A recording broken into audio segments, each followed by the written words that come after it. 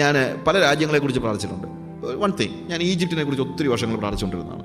പക്ഷെ ഞാൻ ഒരു ദിവസം ഈജിപ്തിൽ പോയി അവിടെ ചെന്നിറങ്ങിയപ്പോൾ എനിക്ക് പരിചയമുള്ള ആരുമില്ല, ഒരു മനുഷ്യനെ അറിയത്തില്ല. ആകെ അറിയാവുന്നത് ബേബിച്ചാൻ്റെ മരുമകനെ മാത്രമേ എനിക്കറിയത്തുള്ളൂ. പക്ഷേ ഞാൻ അവിടെ ചെല്ലുന്ന സമയമായപ്പോഴത്തേക്ക് ബിജു അവിടെ നിന്ന് സൗദി അറേബ്യയ്ക്ക് പോയി. ചെല്ലുന്ന സമയത്ത് സംഹൗ ദർ വാസ് നോബഡി, ഒരാളുമില്ല. ഞാൻ നേരെ എയർപോർട്ടിൽ ചെന്നിറങ്ങി. അവിടെ ചെന്നിറങ്ങി ഒരു ഹോട്ടൽ ബുക്ക് ചെയ്തു, അവിടെ താമസിച്ചു, സുവിശേഷം അറിയാമെന്നൊക്കെ വെച്ചു. പക്ഷെ അവിടെ ചെന്നപ്പോഴത്തേക്കാണ് മനസ്സിലാകുന്നത് ഇത് പക്ക കൈറോയിലെങ്ങ് ഒരു മനുഷ്യനോട് സുവിശേഷം പറയാൻ പറ്റത്തില്ല.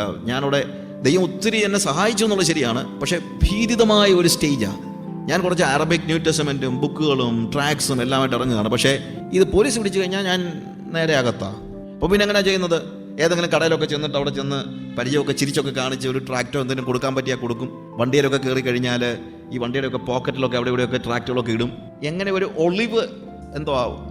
ഒളിവ് രാജ്യത്ത് ചെയ്യേണ്ടതുപോലെയാണ് ഞാനവിടെ താമസിച്ച സമയത്ത് ഞാൻ സുവിശേഷ പ്രവർത്തനം ചെയ്തെങ്കിൽ. സുവിശേഷ പ്രവർത്തനം പറഞ്ഞു കഴിഞ്ഞാൽ എനിക്ക് അവരോട് സംസാരിക്കുന്നത് അറബിക്കാണ് സംസാരിക്കുന്നത്, ബേസിക്കലി ഇംഗ്ലീഷ് സംസാരിക്കത്തില്ല. So what I was doing ഭയങ്കര ഒരു കുറ്റവാളിയെ പോലെയോ അല്ലെങ്കിൽ ഒളിച്ചു നടക്കുന്ന ആളെ പോലെയാണ് ഞാൻ അവിടെ ഉണ്ടായിരുന്ന സമയത്ത് മുഴുവൻ. ചുമ്മാ വേണമെങ്കിൽ ജീവിക്കാം, എനിക്ക് ടൂറിസ്റ്റായിട്ട് വേണമെങ്കിൽ ഈജിപ്തിൽ പോയ ഒരു പ്രശ്നമില്ല. പക്ഷേ സുവിശേഷ വേല ചെയ്യണമെങ്കിൽ ശരിക്കും പേടിച്ചാലേ പറ്റുള്ളൂ. പക്ഷെ അതെൻ്റെ ജീവിതത്തിൽ എന്താണ്, ആ സ്ഥലത്തെക്കുറിച്ചുള്ള വലിയ ഒരു ബേർഡൻ തരാനായിട്ട് അതിന് കഴിഞ്ഞു. ഞാൻ ഇവിടെ നിന്ന് പറഞ്ഞാൽ പോലും നിങ്ങൾക്ക് അത് എന്ത് ചെയ്യാൻ പറ്റത്തില്ല, ഫീൽ ചെയ്യാൻ പറ്റത്തില്ല. അതുകൊണ്ട് നെഹമയ ചെയ്യുന്നത് എന്താണ്, അവൻ ആ സ്ഥലത്ത് ചെന്നിട്ട് അവിടെ എന്താ അവൻ്റെ സ്ഥലം, അവൻ പ്രവർത്തിക്കാനുള്ള സ്ഥലം എന്താണെന്നുള്ളത് സർവേ ചെയ്യുകയാണ്, അവൻ സ്പൈ ഔട്ട് ചെയ്യുകയാണ്.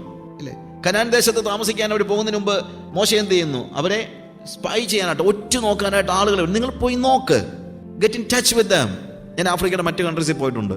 അവിടെയുള്ള വില്ലേജസ് ഇതുപോലെ തന്നെ കർത്താവ് പറഞ്ഞനുസരിച്ച് പോയത്. ആരുമായിട്ടും പരിചയം ഉണ്ടായിട്ട് മീറ്റിങ്ങിന് വിളിച്ചൊന്നുമല്ല. സാധാരണ എല്ലാവരും എവിടെയും പോകുന്നൊക്കെ മീറ്റിങ്ങിന് വിളിച്ചിട്ടാണ്. ഞാൻ ഇന്ത്യയിൽ എവിടെ പോയാലും മിക്കവാറും മീറ്റിങ്ങിന് വിളിച്ചിട്ടാണ് പോകുന്നത്, അല്ലാതെ ഒന്നും പോകുന്നൊന്നുമില്ല. പക്ഷേ ആഫ്രിക്കയിൽ എന്നെ ആര് വിളിക്കാനാ, അല്ലെങ്കിൽ വിളിച്ചാൽ അങ്ങനെ ഒരു കോൺഫറൻസിന് പോകാനുള്ള ആഗ്രഹത്തിനൊന്നുമല്ല. So God wanted me to be in the villages. So I just went. അവിടെ പോയി. അവിടെ ചെന്ന് ഒരു വില്ലേജിൽ പോകണമെന്ന് വെച്ചാൽ എങ്ങനെ പോകും, ആകെപ്പാടെ പ്രയാസമായി. എനിക്ക് ഞാൻ കർത്താവിനെ വിളിച്ചു, കർത്താവ് എനിക്ക് ആ ഗ്രാമത്തിൻ്റെ ഒരു ഫീല് കിട്ടണമല്ലോ. ഇവിടെ ഞാൻ 3 ആഴ്ചയോളം അവിടെ പോയി കുത്തിയിരുന്ന് പ്രാർത്ഥിക്കുക. വില്ലേജിൽ പോകാൻ എനിക്ക് യാതൊരു മാർഗ്ഗവുമില്ല. 3 വീക്സ് കഴിഞ്ഞിട്ടാണ് ദൈവം എനിക്കൊരു വഴി ഒരുക്കി തന്നത്. 3 വീക്സ് കഴിഞ്ഞപ്പോൾ ഉണ്ടായിട്ടുള്ള കോൺടാക്ട്സിന് കണക്കും കഴിയില്ല. അപ്പം ഞാൻ കർത്താവിനോട് ചോദിച്ചു, നീ എന്നാ ഈ 3 ആഴ്ച എനിക്ക് ഒരു കോൺടാക്റ്റും തരാതെ തിരിച്ചു പോകാറായപ്പോഴത്തേക്ക് എല്ലാം കൂടെ ഉള്ള കോൺടാക്ട്സ് എല്ലാം കൂടെ തരുന്നത്. പിന്നെ എനിക്ക് ഒത്തിരി വില്ലേജസിൽ പോകാൻ പറ്റി, ഒത്തിരി ആളുകളുമായിട്ട് ബന്ധപ്പെടാൻ പറ്റി. വളരെ നല്ല എക്സ്പീരിയൻസ് ആയിരുന്നു. ഞാൻ ഈ ഡിസംബർ 2 ഞാൻ വീണ്ടും അതേ സ്ഥലത്തേക്ക് തന്നെ പോകുകയാണ്, ഗ്രാമങ്ങളിലേക്ക് പോകുകയാണ്, ആഫ്രിക്കയിലെ വില്ലേജസിലേക്ക്. അപ്പം ഞാൻ ചോദിച്ചു, എന്തുകൊണ്ടാണ് നീ 3 വീക്സ് എനിക്ക് ഒരു കോൺടാക്റ്റ് പോലും തരാഞ്ഞത്? കർത്താവ് പറഞ്ഞു, എടാ ഒരു കോൺടാക്റ്റ് കിട്ടിയാൽ നിന്നെ എനിക്കറിയാം, പിന്നെ നീ അതിൻ്റെ പുറകെ പോകത്തേ ഉള്ളൂ, നീ ഇരുന്ന് പ്രാർത്ഥിക്കത്തില്ല. അതുകൊണ്ട് നീ ഇവിടെ നിന്ന് കുത്തിയിരുന്ന് പ്രാർത്ഥിക്കുക എന്നുള്ളത് എനിക്ക് വലിയ ആഗ്രഹം. കോൺടാക്റ്റ് എന്ന് പറഞ്ഞു കഴിഞ്ഞാൽ സ്പോൺസർ അല്ല കേട്ടോ, ഇവിടെ കാശ് മുടക്കിയാണ് പോകുന്നത്, കയ്യിൽ നിന്ന് കാശ് മുടക്കി പോകുന്നത്. കോൺടാക്റ്റ് എന്ന് പറഞ്ഞാൽ ആകെപ്പാടെ നമ്മുടെ മനസ്സിൽ എന്തേ ഉള്ളൂ, സ്പോൺസർ ചെയ്യുന്നതാണ്. അതല്ല ഞാൻ പറഞ്ഞത്. അവിടുത്തെ നാട്ടുകാരനായ ഒരു വ്യക്തി അവിടെ സുവിശേഷം അറിയിക്കാൻ അല്ലെങ്കിൽ ഒരു ഗ്രാമത്തിൽ പോകാൻ എന്നെ ഒന്ന് എന്തോ അവരുടെ ലാംഗ്വേജ് ഷുവാബോ ഭാഷ അവർ സംസാരിക്കുന്നത്, ഇംഗ്ലീഷ് അറിയാവുന്ന ഒരു വ്യക്തി എൻ്റെ കൂടെ ഒന്ന് വരാനായിട്ടാണ് ഞാൻ അത്രയും നാൾ നോക്കി നടന്നത്. ബട്ട് അവിടെ ആദ്യം ചെയ്യുന്നത് it is spying out, just look the places. കർത്താവ് നമ്മളെക്കുറിച്ച് ഉദ്ദേശിക്കുന്ന കാര്യങ്ങൾ അതുമായിട്ടൊരു ടച്ച് ഉണ്ടാകുക, ഒരു ഫീൽ ഉണ്ടാവുക. അതുണ്ടാകാത്തത് കൊണ്ടാണ് ഇന്ന് നമുക്ക് ബേർഡൻ ഉണ്ടാകാത്തത് കൊണ്ടാണ് നമുക്ക് പ്രാർത്ഥിക്കാൻ കഴിയാത്തത്. അതുകൊണ്ടെന്താ, നിങ്ങളുടെ പിള്ളേരെയൊക്കെ അവധി കിട്ടുമ്പോഴത്തേക്ക് നിങ്ങൾ you just send them to some places, റിമോട്ടായിട്ടുള്ള സ്ഥലങ്ങളിലേക്ക് നിങ്ങൾ പറഞ്ഞു വിടും. അവർ പോകട്ടെ, അവർക്കൊരു ഫീൽ ഉണ്ടാകട്ടെ, എന്താണ് ഇന്ത്യ എന്നുള്ളത് മനസ്സിലാക്കട്ടെ.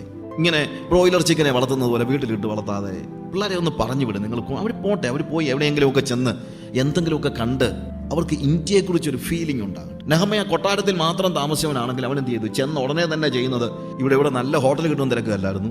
അവൻ എന്ത് ചെയ്യാണ്, അവൻ ഗവർണറായിട്ട് പോയിട്ട് ഒരു മനുഷ്യനോടും പോലും പറയാതെ, സെക്യൂരിറ്റി നോക്കാതെ, അതാണ് അതിനകത്ത് ഏറ്റവും വലിയ വിഷയം. ഭയങ്കര സെക്യൂരിറ്റി ആവശ്യമുള്ള ആളാണ് അല്ലേ. 127 സംസ്ഥാനം ഭരിക്കുന്ന, അല്ലെങ്കിൽ രാജാക്കന്മാരുടെ, അല്ലെങ്കിൽ അർദ്ധശ്രേഷ്ഠ രാജാവിനെ കുറിച്ച് അല്ല, അഹശ്വേരോസിനെ കുറിച്ച് പറയുന്നതാണ്.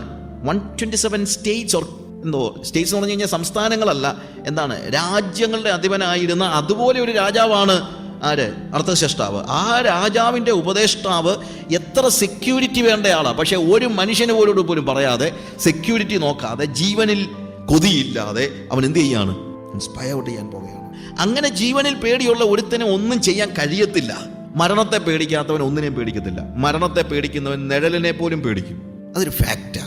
അതുകൊണ്ട് നെഹമ്യായെ സംബന്ധിച്ചിടത്തോളം അവൻ എന്ത് ചെയ്യുന്നു? രാത്രിയിൽ തന്നെ, അവൻ ആവേശമല്ല, അവൻ രാത്രിയിൽ തന്നെ പോയി കാര്യങ്ങളെല്ലാം മനസ്സിലാക്കി തിരിച്ചു വന്ന് 17-ാം വാക്യത്തിൽ വായിക്കുമ്പോൾ അവൻ എന്നാ ശരി, രാജാവിൻ്റെ കടലാസെല്ലാം ഉണ്ടല്ലോ, പൈസയും ആവശ്യത്തിനുണ്ട്, എന്നാൽ പിന്നെ നമുക്ക് പണി അങ്ങ് തുടങ്ങിയേക്കാം എന്ന് പറയുകയല്ല.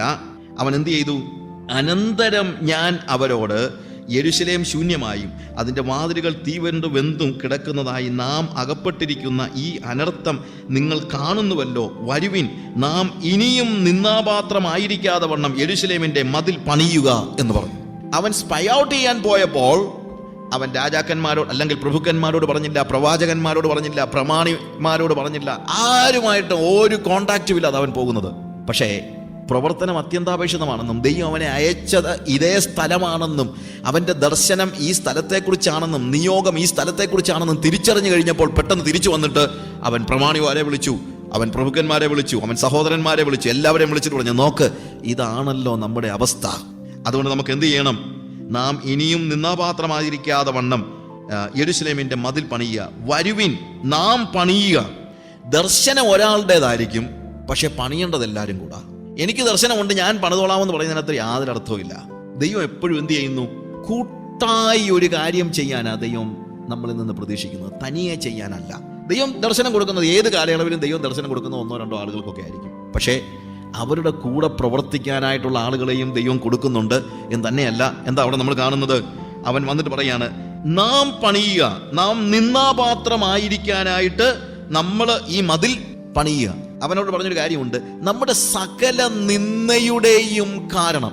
യെരൂശലേമിൽ ആദ്യം ദേവാലയം പണിയല്ല ചെയ്തത്, ആദ്യം പറഞ്ഞത് എന്താണ്?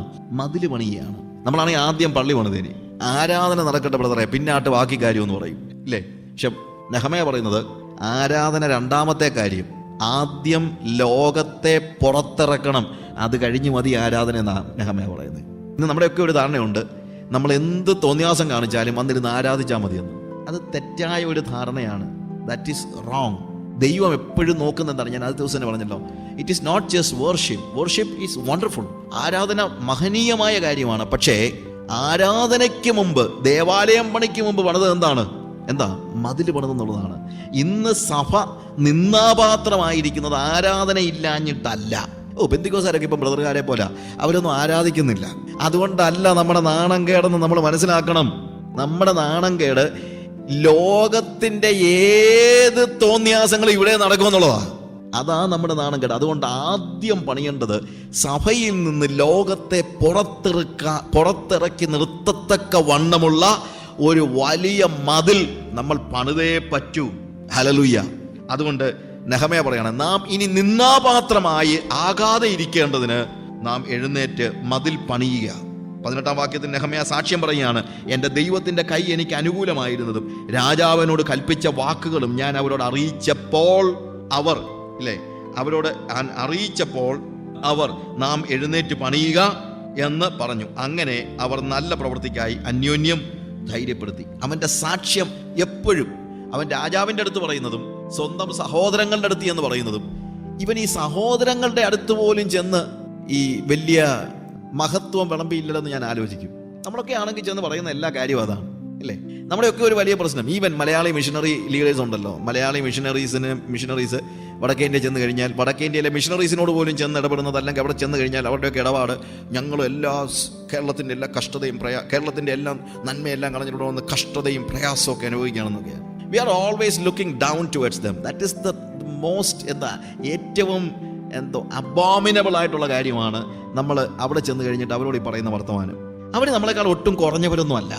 അവർ നമ്മളെക്കാൾ അറിവുള്ളവരും നമ്മളെക്കാൾ കഴിവുള്ളവരുമാണ്. ഒരുപക്ഷെ അവർക്ക് സാഹചര്യങ്ങളുടെ പശ്ചാത്തലത്തിൽ ഒരുപക്ഷെ ഡിഗ്രിക്ക് പോകാൻ പറ്റി കാണത്തില്ല. അങ്ങനെ പോയവരും ഉണ്ട്, നമ്മൾ ഉദ്ദേശിക്കുന്ന പോലെയല്ല. ഞാൻ പറഞ്ഞല്ലോ, ഒറീസയിൽ ഞാൻ പോയി കത്തിയ വീടുകൾ കണ്ടത് പലതും മധ്യ തിരുവിതാംകൂറിൽ പോലും ഇല്ലാത്തത്രയും 2000-3000 സ്ക്വയർ ഫീറ്റ് ഉള്ള വീടുകളൊക്കെ തകർത്തിരിക്കുന്നത് കാണുമ്പോൾ നമ്മൾ ഇതിലേക്ക് ഒറിയാക്കാരനെല്ലാം കുടിലിനകത്ത് കഴിയുന്നവന് ആർക്കും 5 പൈസയും ഇല്ലാതെ അതിലെ കിടക്കാണെന്ന്. അങ്ങനൊന്നും അല്ല. അങ്ങനെയുള്ളവരുണ്ട്, അതിവിടെ ഉണ്ടല്ലോ, അല്ലേ? കേരളത്തിൽ ആരും കുടിലിൽ താമസിക്കുന്നില്ലേ? ഉണ്ടല്ലോ. കുറച്ച് പേര് കുറവായിരിക്കും. കാശുള്ളവൻ എല്ലായിടത്തും ഉണ്ട്, എല്ലായിടത്തും പണമുള്ളവരുണ്ട്. പിന്നെ വേറൊരു കാര്യമുണ്ട്, നമ്മുടെ കള്ളത്തരം അവന്മാർക്കില്ല. അത്രേ ഉള്ളൂ. നമ്മളും അവരുമായിട്ടുള്ള, നമുക്ക് ഉള്ളതിൽ ഒന്നില്ലാത്തത് അവർക്ക് അതേ ഉള്ളൂ. നമുക്ക് നല്ല വീടുണ്ട്, അവർക്ക് നല്ല വീടുണ്ട്. നമുക്ക് പൈസ ഉള്ളവരുണ്ട്, അവിടെയും പൈസ ഉള്ളവരുണ്ട്. പിന്നെ നമുക്കുള്ളതിൽ അവർക്കില്ലാത്ത ഒന്നേ ഉള്ളൂ. നമുക്ക് കള്ളത്തരമുണ്ട്, അവർക്ക് പിന്നെ കള്ളത്തരമില്ല, അതേ ഉള്ളൂ. പക്ഷെ നമ്മളവരെ കാണുന്നത് ഒരു ചെറിയ രീതിയിലാണ്. പക്ഷെ നെഹമയ ഉണ്ടല്ലോ, നെഹമയ ഈ എല്ലാ സുഖ സൗകര്യങ്ങളിലും വസിച്ച നെഹമയ വന്ന് ഈ ആളുകളോട് പറയാണ്, ദേ ഞാൻ രാജാവിൻ്റെ പാനപാത്രവാനായിരിക്കുന്ന സമയത്ത് യഹോവയുടെ ദൈവത്തിൻ്റെ ബലമുള്ള കൈ എനിക്ക് അനുകൂലമായിരുന്നത് കൊണ്ട്, അതാവൻ പറയുന്നത്. എനിക്ക് ദൈവം ഒരു തുല്യ ദർശനം തന്നെന്ന് പറഞ്ഞുകൊണ്ടുമല്ല. ചിലപ്പോൾ ആളുകൾ എന്ന് പറയുന്നുണ്ട്, God has given me a vision. How many of you will be working with me? ഇതൊക്കെയാണ് നമ്മുടെ ചോദ്യമൊക്കെ. ദൈവം എനിക്കൊരു വലിയ ദർശനമുണ്ട്, ആരൊക്കെ ഉണ്ട് എൻ്റെ കൂടെ നിൽക്കാനായിട്ട്? ഇതൊന്നും പറഞ്ഞിട്ടൊന്നും കാര്യമില്ല. ദർശനം എല്ലാവർക്കും ദൈവം കൊടുക്കുന്നുണ്ട്. ഒരു പക്ഷേ അവൻ്റെ കൂടെ നിൽക്കാനായിരിക്കും ദൈവം നമ്മളെ വിളിച്ചിരിക്കുന്നത്, ആർക്കറിയാം. ഞാൻ പലപ്പോഴും ആലോചിച്ചിട്ടുണ്ട്, ഇവിടുത്തെ IPS ഓഫീസേഴ്സിൽ പലരും ബീഹാറികളാണ്. മലയാളിക്ക് IPSകാരന് അവൻ്റെ സീനിയർ ഓഫീസർ IPSകാരൻ്റെ കീഴിൽ നിൽക്കാൻ ഒരു പ്രയാസവും ഇല്ല, ഇല്ലേ? ഇവിടുത്തെ പല SP-മാരും IASകാരും പലരും ബീഹാറികളാണ്. നമ്മൾ ഈ ബോംബെയിലും ഗുജറാത്തിലും ചെന്ന് കഴിഞ്ഞാൽ അവിടുത്തെ കമ്പനികൾ മുഴുവൻ നടത്തുന്നത് മാർവാടികളും ഗുജറാത്തികളും മാർവാടികളും രാജസ്ഥാൻകാരുമാണ്. സർ സർ സർ എന്ന് പറഞ്ഞുകൊണ്ട് ഇവരുടെ എല്ലാം കീഴെ നിൽക്കാൻ നമുക്ക് ആർക്കും ഒരു പ്രയാസവും ഇല്ല. കാര്യം അവൻ കഴിഞ്ഞില്ലെങ്കിൽ നമ്മുടെ കാര്യങ്ങൾ നടക്കത്തില്ല. പക്ഷേ ഒരുത്തൻ ഇവിടുന്ന് ഒരു മിഷണറി ആയിട്ട് വടക്കേ ഇന്ത്യയിലോട്ട് പോയി കഴിഞ്ഞാൽ അവൻ ഒരു കാരണവശാലും ഹിന്ദിക്കാരനായ ഒരു മിഷണറിയുടെ കീഴെ നിൽക്കത്തില്ല. അപ്പോഴത്തേക്ക് അവൻ പറയും, ഞാൻ കേരളത്തിൽ നിന്ന് എൻ്റെ സുഖ സൗകര്യങ്ങളെല്ലാം ഉപേക്ഷിച്ചിട്ട് ഇവിടെ വന്നിരിക്കുക, നിങ്ങളെല്ലാം എൻ്റെ കീഴിൽ നിൽക്കണം. എന്തോ നമുക്കതിനുള്ള യോഗ്യത? അതാ ഒരു പരിപാടി നടക്കാത്തതിൻ്റെ കാരണം. നമ്മുടെ ഈ അഹങ്കാരം നിർത്താത്തിടത്തോളം കാലം ഒരു അവർക്കും നടക്കത്തില്ല. അഹങ്കാരം പറയുന്നതും പ്രവർത്തിക്കുന്നതും നിർത്താത്തിടത്തോളം കാലം. IAS ഓഫീസ് ബീഹാറി IPSകാരൻ്റെ കീഴിൽ നിൽക്കാൻ നമുക്കറിയാം. മാർവാടി എഴുതാനും വായിക്കാനും അറിയാം. അവൻ്റെ ലാംഗ്വേജ് ഒഴികെ വേറെ ഒന്നും അറിയാൻ വയ്യാത്ത മാർവാടിയുടെ കീഴിൽ എന്താണ് അവന് വേണ്ടി എന്ത് ജോലിയും ചെയ്തു കൊടുക്കാൻ നമുക്കറിയാം. അതിനൊന്നും നമുക്ക് പ്രയാസമില്ല. സുവിശേഷ വേല വരുമ്പോഴത്തേക്ക് നമുക്ക് തലേ കയറിയാലേ പറ്റുള്ളൂ. എന്നാൽ ശൂഷൻ രാജധാനിയിലെ ഏറ്റവും ഉയർന്ന ഉദ്യോഗത്തിലിരുന്നവനായ നെഹമയ, അവൻ്റെ മിഷൻ ഫീൽഡാണല്ലോ യെരുശലേം. മിഷൻ വർക്കിന് വേണ്ടി യെരുശലേമിലേക്ക് വന്നപ്പോൾ യെരുശലേമിലെ സാധാരണക്കാരായ ആളുകളുടെ അടുത്ത് ചെന്ന് പറയുകയാണ്, ദേ എനിക്ക് ഒരു യോഗ്യതയില്ലായിരുന്നു, ദൈവത്തിൻ്റെ ദയയുള്ള കൈ എനിക്ക് അനുകൂലമായിരുന്നത് കൊണ്ടാണ് ഇതെല്ലാം കിട്ടിയത് കേട്ടോ. കർത്താവ് നമുക്ക് ഇത്രയും സഹായിച്ചു, ഇനിയെങ്കിലും നമുക്ക് ഈ മതിൽ പണിയണേ. നമ്മളിനി ഇങ്ങനെ നിന്നാപാത്രമായി. അവൻ പറയുന്നത്, എന്താ വേടാ ഇത്രയും നാൾ ഇവിടെ കിടന്നിട്ട് നീ എന്തെങ്കിലും ഒരുത്തരും മതിൽ പണിയണമെന്നൊരു മനസ്സിലെങ്കിലും ഒരു ചിന്ത ഉണ്ടായോ? നടക്കുക ഒരു നാണവും ഇല്ലാതെ എന്നുമില്ലാണ് പറയുന്നത്. അല്ല, നാം അവൻ്റെ കൂടെ നിൽക്കുക, അല്ലാതെ മാറി നിൽക്കുകയല്ല. ദർശനമുള്ളവൻ്റെ വിജയം അതാണ്. അവൻ വിനയമുള്ളവനായിരിക്കും. അവൻ പറയുന്നത്, നാം എഴുന്നേറ്റ് പണിയുക. ഞാനും പണിയാമെന്നാ പറയുന്നത്. അവൻ വർക്കേഴ്സിനെ അല്ല പാർട്ട്നേഴ്സിനെയാണ് തിരക്കുന്നത്. നമ്മുടെ വലിയ പ്രശ്നം എന്നറിയാമോ? നമ്മൾ മിഷൻ ഫീൽഡിൽ പാർട്ട്നേഴ്സിനെ അല്ല വർക്കേഴ്സിനെയാണ് തിരക്കുന്നത്.